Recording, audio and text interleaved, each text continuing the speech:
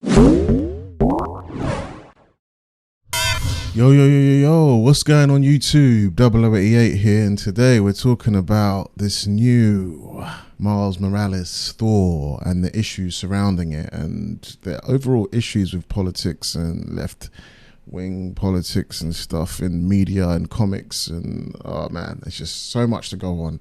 But we're mainly talking about Miles Morales and just the situation here where this writer in Marvel. Well, let me just start from the beginning. Like anyone new to this story, Marvel has been doing a what if series where Miles Morales, for some reason, is taking up the mantles of all these iconic heroes, usually white ones.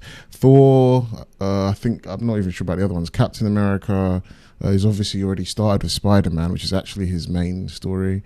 And I don't know where else they're going to go with it. But I know Thor's the current one, and that's been a contentious issue now because they've made it very stereotypical in a very racist or ignorant kind of way, which is ironic because this is how the right wingers would have written Miles back in the 80s and 90s, and now the left wingers are doing it like this because identity is suddenly really important. You remember how identity was really important to right wingers back in the 90s and the 80s and stuff? Well, actually, since black people existed to white people, identity has been important to right wingers and stuff. Now identity is important to the left. It's like, what the fuck? Anyway, so let's go on about Miles Morales and the issues with him. Marvel's controversial comic in which Miles Morales becomes Thor receives strong backlash from fans on social media. You know the guys that can usually complain on Twitter about everything that is racist and sexist and homophobic, blah blah blah. Now the thing is, this is coming from the same people, so they're basically going against each other. You know, left on left violence. Part of a series where Miles transforms into other heroes from across the Marvel universe. What if Miles Morales becomes Thor? Depicts the second Spider-Man after Peter Parker in an all-new Asgard. The thing is, they're calling the second Spider-Man after Peter Parker, but we've got Miguel O'Hara, we had Spider-Woman, we had all these different versions. Let's not even delve into the craziness of comics anyway. In an all-new Asgard, as he struggles with his responsibilities as the successor to Odin as the realm's new king, fans have wildly ridiculed the issue, stating that many of the creative choices are insensitive and even insulting towards black culture. And even Miles himself, as an Afro-Latinx, Latinx. I know that most Latin people don't actually like being called Latinx. They're trying to get rid of the gendered Latina and Latino, and it's just lame. Anyway, Afro-Latinx character. In anticipation of Spider-Man's upcoming 60th anniversary at Marvel is releasing a considerable amount of Spider-Man content. Among the new stories is a what-if series centering around Miles Morales, the Spider-Man from the Ultimate Universe, who was since brought to the 616, has become a popular character in his own right. In previous issues, Miles has already become Captain America, Wolverine, Jesus Christ, the Incredible Hulk, and now the character wields the Hammer of Mjolnir as Thor. The Hammer of Mjolnir as Thor. Thor's Rainbow Ridge gets... Look, these people that are basically... I mean, they're just reporting, but these are the same people, Screen Rant, that are talking about how it's received backlash for being, you know, stereotypical and basically racist. And they've got another article talk about how the Rainbow Bridge gets a best makeover in Marvel Comics. There, it's got graffiti all over it. There it is. Because, you know, black people and graffiti, you know, you think of black people when you think of graffiti. Look, these people virtue signal. This is why I don't like these people. They don't feel genuine anyway. Yeah, you get the picture. So then the writer, Yehudi Mercado, is apologizing for his recent Miles Morales Thor story, which received considerable backlash after its publication by Marvel Comics.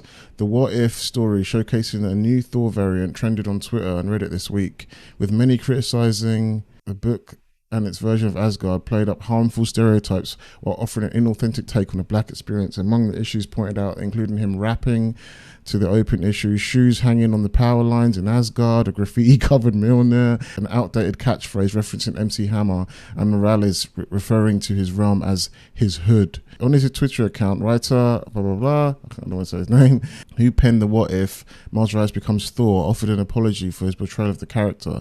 He wrote that he acknowledges the criticism and backlash and understands the inauthenticity hurts, mentioning his Jewish and Mexican background. Oh, look, I'm not white either. I'm not white. I'm a minority as well. Please don't come too hard on me. Lame.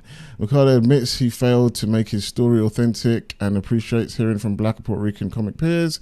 The writer of the Thor variant of Miles Morales promises to do better, and he said he would donate entire amount Marvel paid him to the Brooklyn. Oh my God, this guy's going in. He's going to give all his money up. An organization that works with kids to build literacy in New York City. Check out his complete statement below. I can't be asked to read it. He's basically covered it there. So you get the picture, basically. Yeah. So this guy made Miles Morales super stereotypical and lame. And I've been saying this for years, that Miles Morales ain't his own guy. First of all, the thing I worry about is all these people that actually saw the problem here are going to get the wrong lesson from this. And their lesson they're going to take from this is exactly why you've got to have black people write black characters. This is exactly why you've got to have gay people write gay characters, blah, blah, blah. This is exactly why you have to have women write women. They say that, but then when it comes to, men or white men or whatever, they have people that aren't them write them anyway. So I don't know, but it only matters if you're trying to do a minority character, because you've got to understand the experience. But the thing is, not every black person's experience is the same. Not every woman's experience is the same. So you might want to talk about someone that lives in the hood. You might want to write a story like Boys in the Hood or something like that, or Don't Be a Menace or whatever. And you're going to get some black person that grew up in the suburban area all their life. They've never struggled in their life. They don't know what the hood is like. And you're going to get them to write a story about the hood. Just because they're both black, you're going to get Candace Owens to write a story about what it's like to grow up in the hood. No, because it doesn't matter about this. It matters about this and what your experiences are. Like, there'll be a white person that grew up in the hood that will understand how to write a hood story better than Candace Owens. It's not about that. So that's the wrong lesson they're going to take from this. They just got the wrong writer, not the wrong race writer. But anyway, moving on. So I've been talking about this shit for a while, and this is why I get pissed off with all this, because I've been saying this since 2015. I've got an old video here that I did in 2016, race changing and diversity in superhero movies, my thoughts. This was, 2015. Check it out. It'll be up there somewhere if you want to check it out, maybe in the description. And you get I'm just talking about my thoughts on race changing and diversity. I'm not going to go through it all now. I thought it was lame how they race changed Michael B. Jordan. If you really want to know my thoughts on it, go check the video out. But I just want to show you this main bit at the end. I was talking about Miles Morales. And I'm Spider-Man. No way.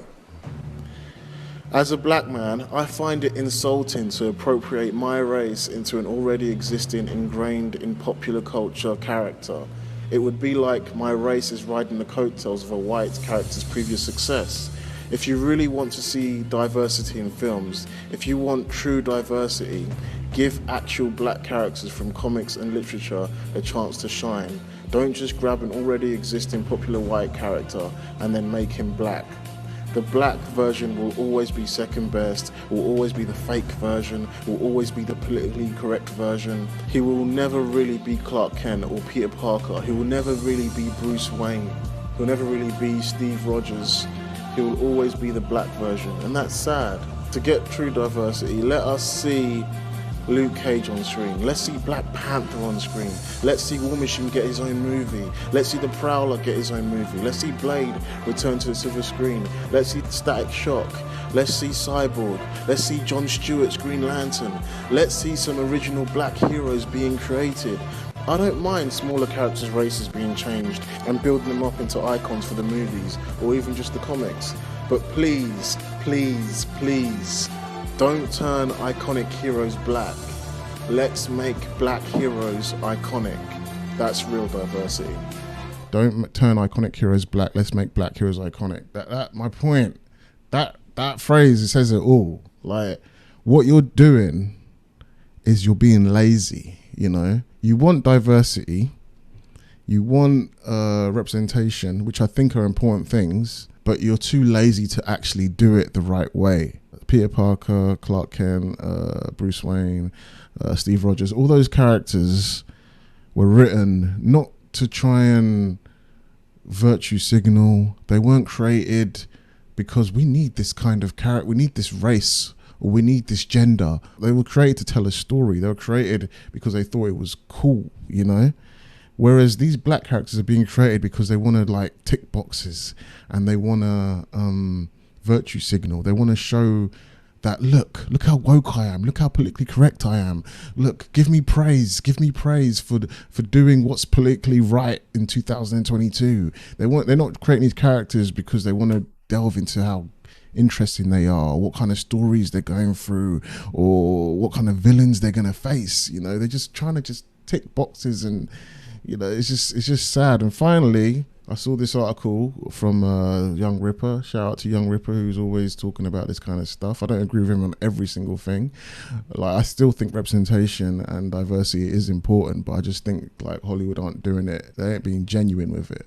They're too lazy. I used to have arguments in comic book forums years ago, like back in 2015 when I made that video. I used to have arguments with people, I don't even know if they were black or white, with people that would say to me, we can't we got to race change characters in movies. We got to race change Superman. We got to race change Captain America. We got to race change Spider-Man. We need to do that because it's too hard and it's too difficult to create a brand new character and bring them up. Yeah, you're right. It is hard and difficult to do that, but that's what they did with Spider-Man. That's what they did. You have to build them up. You can't just try and make them the same level as these characters have existed for 80 years and then think people are just going to accept them, because it's not going to work like that. You have to actually write an interesting character that people are going to love. You know, there's a reason people love Blade, and it's not just because he's black. Like, some people do like seeing a strong black character that represents them, but they like him more because of his personality, the way he's written, his story, how cool he is, you know, not just because he's taking the coattails and taking up the mantle of someone that's already been established and someone that's already someone that's already done the history. Like, painting them black ain't gonna help anybody. I don't know why it's so hard for people to see through that shit, you know. So shout out to Young Ripper for this, because I couldn't believe it when I saw him upload this video and he was talking about this. And I'm going to read the article as well. If you haven't seen this video, check it out. But Miles Morales, this is mad, because this is the shit he was saying. This is shit I've been saying for years and years to people, and they don't understand. Black people and white people, black people that have drank the Kool-Aid, and they're just thinking, yeah, they're actually trying to help us. They're actually trying to represent us by changing these white characters black and giving us their leftovers. Yet no, they're being lazy to you. I mean, maybe some of them have good intentions, but they're lazy about it. If they really wanted to do some like representation, they'll do it right. They'd write an interesting character. They'd make him cool. Anyway, Miles Morales has been part of the Marvel Comics for over 10 years now, and visually he's quite recognizable and distinct.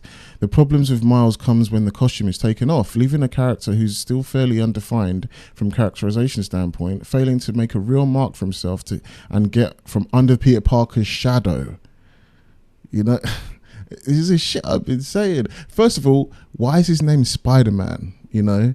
He is never going to own the name Spider-Man. Peter Parker's been around too long. He's too popular. He needs his own name. Some people suggested like names like Kid Arachnid or Black Spider or whatever. I don't know what his name should be. That's up to you lot, with the creative people.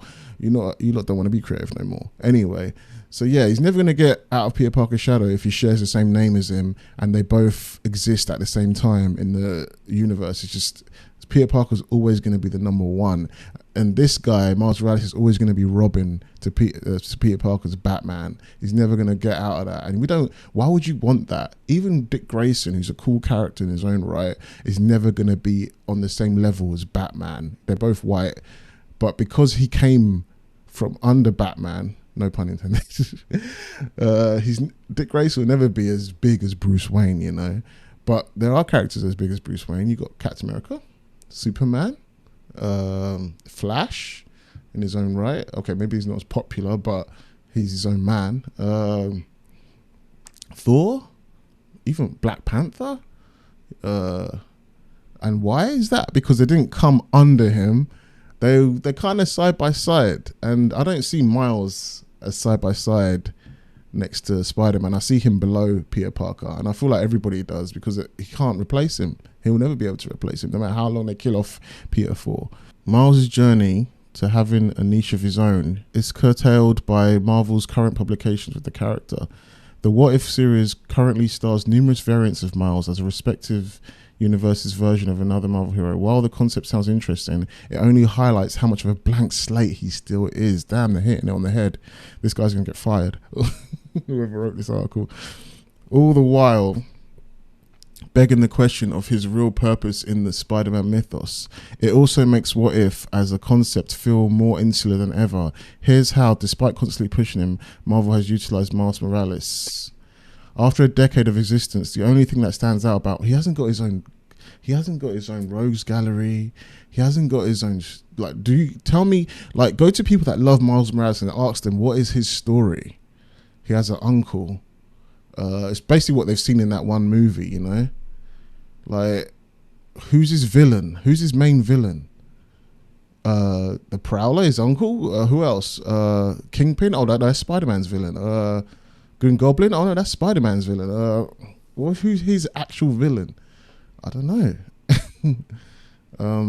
Who's his girlfriend? I don't know. Gwen Stacy? No, that's Peter Parker's girlfriend. Who's Miles Morales' girlfriend? What?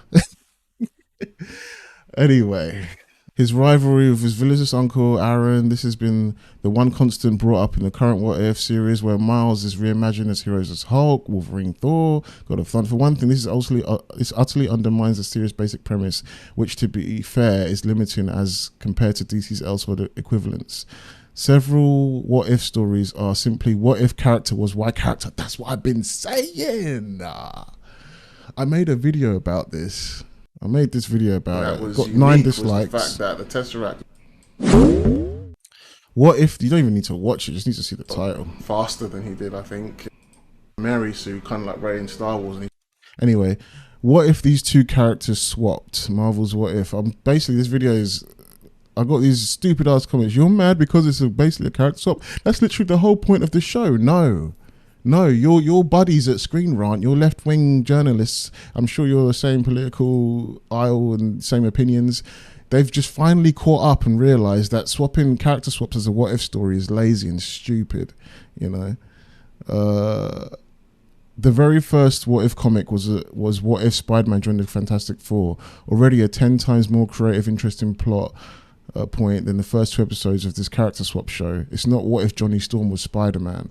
You know, like, character swaps could be interesting, but not if they're literally the same character, just a palette swap in terms of skin color. Like Young Ripper calls him. He calls him Peter Darker. He's not unique in any way. So a character swap wouldn't be interesting, you know? Like he's literally Peter Parker but with Jordan 1s. That's literally it. Yeah, this seems rather repetitive even for big time superheroes like Peter Parker, Iron Man and X-Men, exactly what I've been saying. In the case of those characters, however, they at least have a mythology, supporting cast, boom, and established villains to reinterpret to fit the story. Miles, on the other hand, lacks much in the way of that, even after a decade of stories. Damn. In contrast, half of Peter Parker's classic villains and supporting cast members were introduced within 2 years or so of his own debut, making Miles' lack thereof particularly problematic. Miles has had a constant ongoing books to his name, not to mention appearances in movies, cartoons, video games. The fact that all he has to show for it is his uncle and perhaps his friend Gunke says a lot about how Marvel has stalled with his development. Yes. I don't even need to read anymore. I get it, man. It's like they don't care about stories or character growth or arcs, especially with these black characters. They like to use them as props, you know, to just sell comics based on what's politically, you know, viable right now. Like, it's cool to have diversity. It's cool to have representation. And people get, you know, they get excited over that, but they just do it to virtue signal. They don't do it because they actually care about these characters. They actually want to see how these characters grow in the world of the Marvel universe. You know, all they care about is what's the next hot trend we can jump on. Is it being gay is hot right now? Yeah, let's make this character gay. Being trans is hot right now. Let's make this character trans. You know, and then okay, so what's the story behind them? Who's the villain? The villain is the patriarchy. Anyway, you get the picture, and I'm just tired of all this shit, you know. And I'm not saying politics or talking about current things is a problem. Like, currently, The Boys is one of the hottest shows right now, and I think it's doing really well. Like, the way I see it is, you can talk about politics as much as you want, but you should not be able to guess the political alignment of the writer. If you can't guess the political alignment of the writer, it means they are writing a really good story, even if it's a political story. Like, stories, characters should not be preaching to the audience. They should be asking the audience questions. And this is the problem writers have today. And I don't know why that is. I don't know if because they're just hiring based on minority, they're not hiring based on talent or previous works. They're just hiring, oh, you're a writer and you're black. What's your, oh, we don't care about your previous works. Just come in there and just do this political thing. And sometimes they might even hire a good black or diverse or minority writer, and they will like tie them down and not allow them to be creative, because they don't want them to criticize certain things about their own race, or they just want them to do what's politically correct today. And I love The Boys because they don't give a fuck. They attack everybody, and you can kind of tell it's probably more left wing than anything else too. And that's how writing should be. It shouldn't be just one-sided and they're just trying to preach to you, and it's just boring. Like, stop preaching to me. I already know all this stuff. Let me think about something, you know? But yeah, anyway, that's my thoughts on all this Miles Morales crap and how they've basically, you know, shown themselves to be just as racist as any stupid ass right-wing writer, you know, that does stereotypical bullshit, you know, like. And I think what's really interesting about this is that this article came from quite a left-wing source, and they realized, shit, like, it's not about so much about what this writer has done with Thor. It's about the deeper issues with Miles Morales and how he's not his own man, you know. He doesn't even have his own name. And the first step to fixing Miles Morales is giving him his own goddamn name. Stop calling him Spider-Man. He's not Spider-Man. He never will be. No one can replace Peter Parker. And I'm not saying that just because I love Peter Parker more or whatever. It's because I want Miles to grow. And he's not going to grow. I don't care how many Spider-Verse movies you make. I don't care how fake popular he is. People don't like Miles Morales. This is what Young Ripper said, and it's so true. People don't like Miles Morales. They just like the idea of him, you know. They don't know anything actually about him, you know.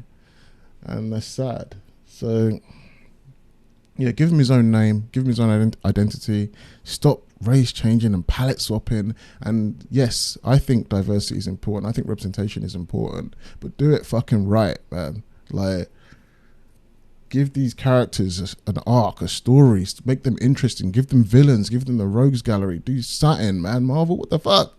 Anyway, that's my video. Has gone on too long now. There's so much shit I could say about all this stuff from writing and characters' perspectives. But anyway, that's what I think. If you like more videos like this, let me know in the comments below. Let me know what you guys think. Please like and subscribe. And please check out my Avengers Infinity Gauntlet video. It's my thoughts on how Avengers Endgame should have ended, basically. And it's not even thoughts. It's actually animated fan fiction I've just done. It's the first part. It's not completed. But check out the first part. I'd love it if you did. Let me know what you think. And I'll see you guys again. Peace.